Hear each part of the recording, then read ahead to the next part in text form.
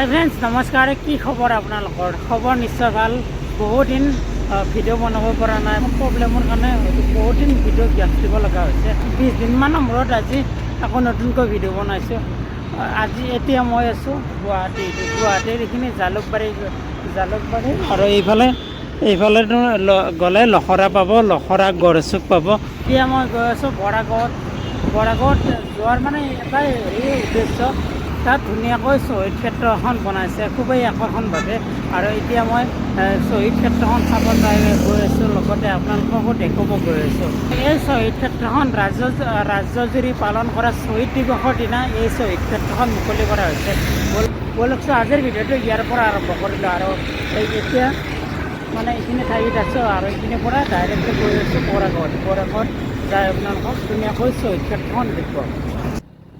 এতিয়া মই পাই গ'লোঁ দিয়ক বৰাগাঁৱৰ যিখন ফ্লাইঅভাৰ দেখিছে। যিহেতু আমি জালুকবাৰী ছাইডৰ পৰা আহিছোঁ, ফ্লাইঅভাৰৰ ৰাইডে টাৰ্ণ লৈ পূৰা চিধা গৈ শ্বহীদ স্মাৰক কেন্দ্ৰৰ লগতে উদ্যান পাই যাম।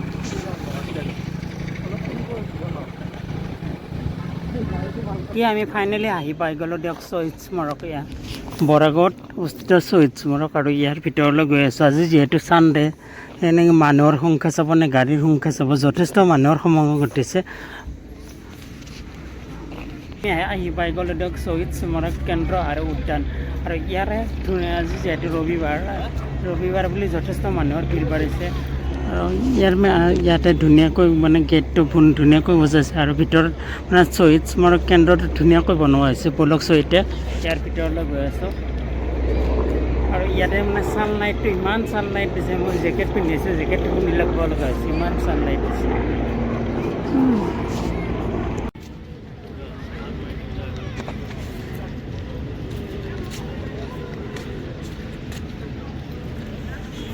আৰু ইয়াতে লিখা আছে শ্বহীদ প্ৰণামতমক।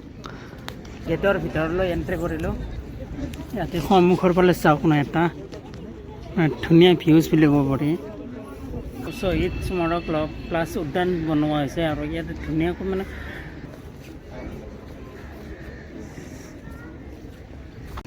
যিহেতু এই শ্বহীদ স্মাৰক কেন্দ্ৰটো অ'পেনিং কৰা মানে বেছি দিন হোৱা নাই, তথাপিও ইয়াতে আজি যথেষ্ট সংখ্যক মানুহৰ ভিৰ দেখিছোঁ।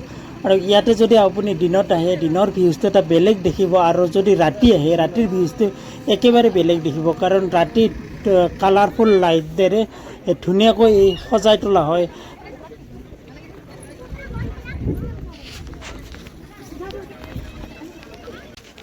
আৰু ইয়াতে মানে দুটা ৰাস্তা আছে, এটা ৰাস্তাৰে ধুনীয়াকৈ আপোনালোকে উঠি যাব পাৰিব, আৰু এটা সেইফালে ধুনীয়াকৈ নামি আহিব পাৰিব।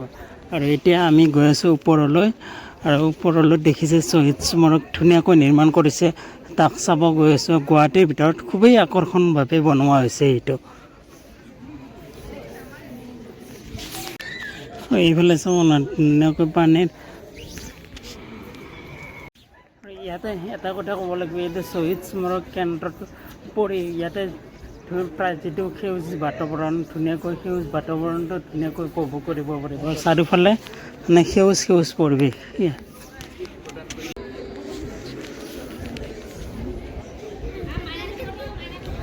আৰু ইফালে ধুনীয়াকৈ শ্বহীদ স্মাৰক কেন্দ্ৰৰ ওচৰতে ধুনীয়াকৈ চাওক নাই,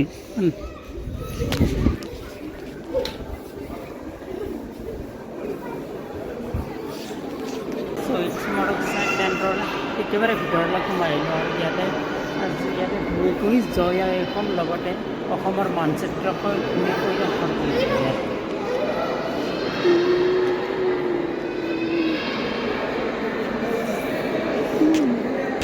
আৰু চাওক না, ইমান ধুনীয়াকৈ অংকন কৰিছে, কিবা দেখিলে কিবা ভাল লাগি যায়।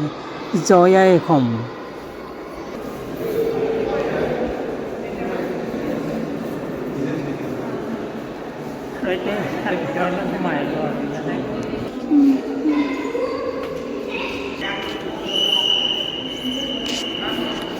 আৰু ইয়াতে আমাৰ দেশৰ কাৰণে যিসকল মহান ব্যক্তি শ্বহীদ হৈছে,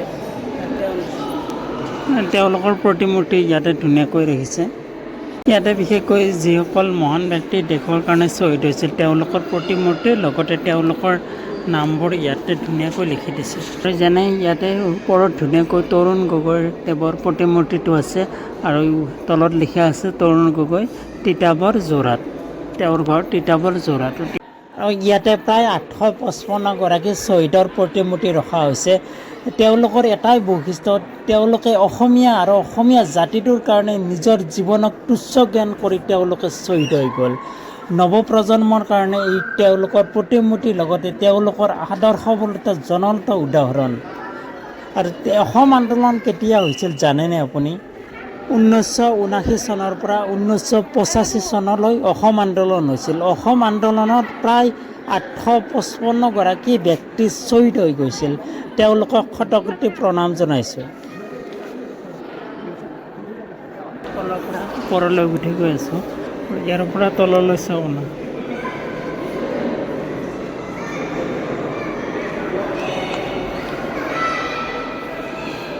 এইবোৰ নিৰ্মাণশৈলী চাকমেণ্ট ধুনীয়াকৈ নিৰ্মাণ কৰিছে আৰু ওপৰত গ্লাছ আছে।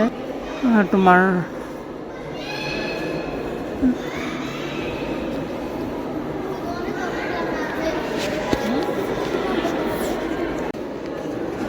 এতিয়া আমি তলৰ পৰা ওপৰলৈ ফাইনেল পৰীক্ষা আহিলোঁ আৰু ইয়াতে মানে দৰ্জা বন্ধ আৰু ইয়াৰ পৰা ওপৰলৈ যাব নোৱাৰি। ইয়াৰ পৰা মানে ধুনীয়াকৈ আপুনি ধুনীয়া এটা ভিউজ দেখা পাব। সেইফালে সেইখন দুৱাৰ যে দেখিছে, সেইখন দুৱাৰেৰে আমি সোমাইছোঁ এণ্ট্ৰি আৰু এনেদৰে ঘূৰি ঘূৰি ঘূৰি ঘূৰি আহি একদম ফাইনেল পইণ্ট ওপৰত পাই গ'লোঁ। আৰু ইয়াৰ ভিতৰলৈ যাব নিদিয়ে আৰু ইয়াৰ ওপৰত মানে বহুত আমি একেবাৰে ওপৰত আছোঁ। ইয়াৰ ওপৰত যাব নোৱাৰি আৰু এতিয়া ভিতৰৰ পৰা ওলালোঁ আৰু ভিতৰৰ পৰিৱেশটো আপোনালোকক দেখুৱালোঁ। আৰু ইয়াতে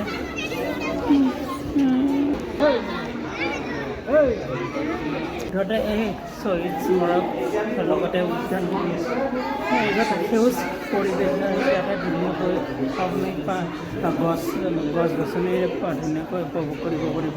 চাৰিওফালে সেউজ পৰিৱেশ আৰু লগতে ধুনীয়াকৈ মানে ৱাটাৰফল ছিষ্টেম। ইয়াতে ধুনীয়াকৈ চাৰিওফালে পানী আৰু এইফালেও চাওঁ, যদি চাই আপোনালোকে এইফালে ধুনীয়াকৈ এইখন বিল বুলি কয় নি, বিল নেকি নাজানো, কিন্তু আৰু এইফালে ধুনীয়াকৈ এনেদৰে যায়, এনেদৰে ঘূৰি আহিব পাৰি। সেইবোৰৰ সুবিধাৰ কাৰণে ইয়াতে ধুনীয়াকৈ এটা গেলাৰী বনাই দিছে। দেখিছে, ইয়াত ধুনীয়াকৈ গেলাৰী বনাই দিছে।